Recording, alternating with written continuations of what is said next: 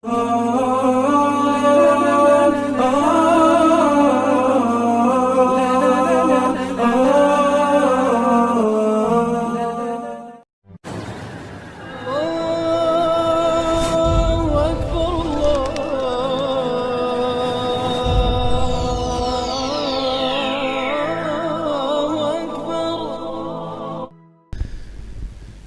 Subhanahu wa ta'ala pertama menurunkan ayat itu surat apa? Masih ingat? Apa? Kok jadi nggak pede gitu? Takut ditanya sanad ya? Nggak bakal ditanya antum sanad. Iqra bismi rabbikal ladzi khalaq. Saya biasa kalau mau ceramah nggak mau tahu temanya apa, karena kalau saya siapin kepala saya yang pusing. Biar rohani saja yang bergerak. Ini saya baru tahu jadwal yang pagi ini, siang ini. Yang depan saya nggak mau pikirin, karena kalau pikirin pakai ro'yu, ngomongnya pakai rasio akal. Kalau pakai rasio akal, kepala kita mau pecah jadwal sepadat itu. Antum seksaannya. Tapi kalau pakai rohani, insya Allah jalannya akan terbuka. Ini pun ayatnya baru ingat pas megang mic. Iqra bismi rabbikal ladzi khalaq. Ini jalur pintu rohani menuju Allah paling ringan, paling gampang, karena ngajinya cuma 1,5 jam. Iqra, apa arti iqra? Baca, itu mah terjemahan. Maknanya apa? Apa arti kata qara'a? Berjanji, oh jauh amat. Apa artinya? Qara'a, qara'na artinya jama'na. Ya, maka iqra berarti ijma'. Ini makna rohani ya. Kalau makna zahir utlu, bacalah. Tapi kalau secara rohani artinya iqra bismi rabbikal ladzi khalaq. Kumpulkanlah fokus dirimu, kumpulkanlah anasir-anasir jiwamu, anasir-anasir tubuhmu, lalu bacalah nama yang menciptakan semua anasir-anasir itu. Berapa unsur di tubuh kita? Yang paling keren itu tanah. Ya, apa kata iblis? Iblis kan gengsi. Khalaqtahu min tin. Ya Rabb, manggil Allah juga dia. Itu si Adam diciptakan dari tanah. Jadi karena tanah inilah kita kemudian sampai sekarang bermusuhan nama iblis. Ya, jadi urusan tanah ini bikin sengketa emang ya.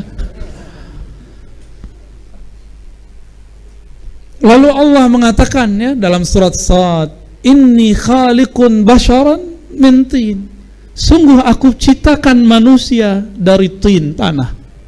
Maka pintu menuju Allah satu bab, namanya mengenal anasir tanah. Kenal tanah dalam diri ini, maka kita kenal namanya Khaliq.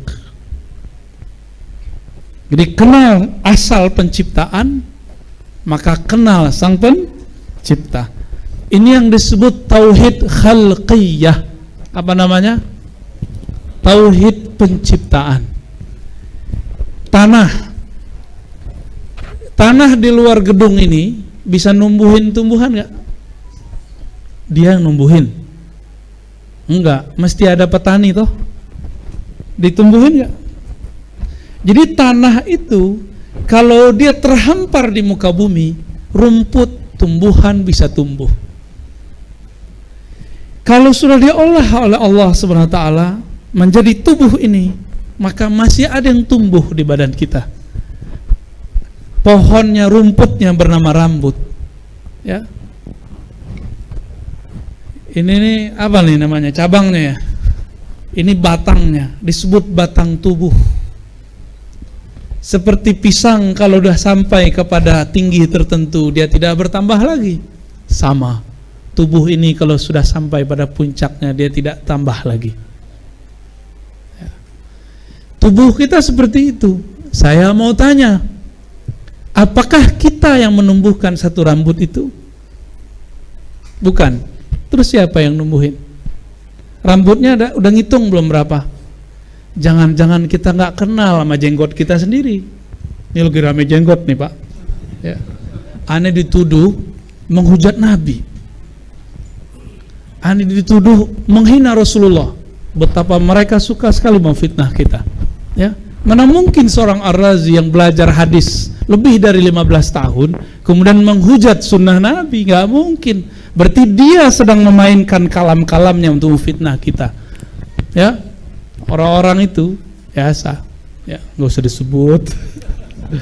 Ya, paham ya? Coba jenggot bisa numbuhin? Nggak bisa ya? Kuku tumbuh nggak? Gigi tumbuh nggak? Coba kalau gigi kita tumbuh tiap pekan, Pak. Mau Jumatan, ya, Ustadz Subeki lama di kamar, ngapain? Motong gigi, kan repot. Ya, untung gigi kita nggak tambah. Yang nambah cuma, coba lihat, ini nambah nggak dia? Kok yang ini nambah? Deket kan? Ini yang jauh daripada rambut tumbuh terus. Jujur Pak, saya nggak suka dengan kumis saya itu, karena lu bekas jerawat. Jadi kalau tumbuh dia jarang-jarang. Kalau jenggot saya suka kalau dia tumbuh. Tapi kalau di sini tuh repot kalau tumbuh, jarang-jarang gitu ya, kayak itu rambutan nggak jelas. Saya tidak sanggup menahan satu rambut tumbuh. Dan saya bilang, kumis, kamu jangan tumbuh dong. Nggak mau dia ngikut saya Pak. Karena saya bukan Robnya. Robnya adalah Allah. Dengan apa Allah menghubungkan penciptaan dari dirinya kepada penciptaan itu? Dengan kalamnya kun. Di dalam kun itu ada kudrah Allah, kekuasaan Allah, ada iradah Allah. Kudrah iradah itu kalau disimpulkan jadilah rukun iman yang keenam bernama takdir. Bisa diulang? Dengan apa cara Allah mewujudkan kita? Ya, Allah berkalam apa? Kun. Apa arti kun? Bukan dukun. Dukun itu karena dulu sering baca kun ya. Cocokologi. Serius Pak, emang dulu dukun-dukun itu kalau dia baca apa-apa belakangnya kun fayakun. Bi barakati la ilaha illallah. Serius, dulu dukun itu bacanya begitu, maka orang dengarnya kun. Nah, ini sejarahnya antum nggak tahu, karena sejarahnya nggak ditulis. Maka dulu dukun itu positif, dukun beranak, positif nggak? Jangan-jangan Pak Kiai kita produk dari itu, ya benar Pak Kiai, nggak musyrik kan Pak Kiai? Kalau ya ini produk musyrik. Cuma karena kita sudah dijajah oleh Belanda kemudian menjajah cara berpikir orang-orang ahli pengobatan tradisional dituduh klinik, padahal mereka dulu pakai doa ruqyah. Mereka sekarang datang lagi dengan gaya ruqyah baru, dituduhlah para kiai yang berbisik-bisik dalam berdoa syirik. Itu suuzon atau syirik beneran? Dia nggak dengar Pak Kiai baca apa, dia bilang kiai ini pasti syirik. Tuh, suuzon. Jadi manhaj mereka itu namanya manhaj suuzon. Itu yang ngasih nama orang Palembang, guru saya, Said Agil Munawar.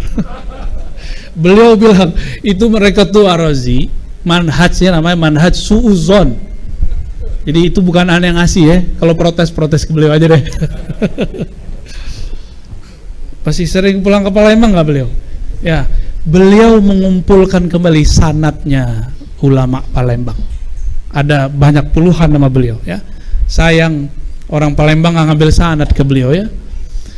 Taib. Jadi apa kalam Allah? Kun. Di dalam kun itu Allah memasukkan kudrah iradahnya. Ya. Disitulah yang disebut dalam hadis Nabi, ketika sudah cukup umurnya, fayu'mar bi'arba'i kalimat, ketika ruh ditiup lalu diperintahkan 4 ketentuan. Itu semua turunan dari kudrat dan iradat.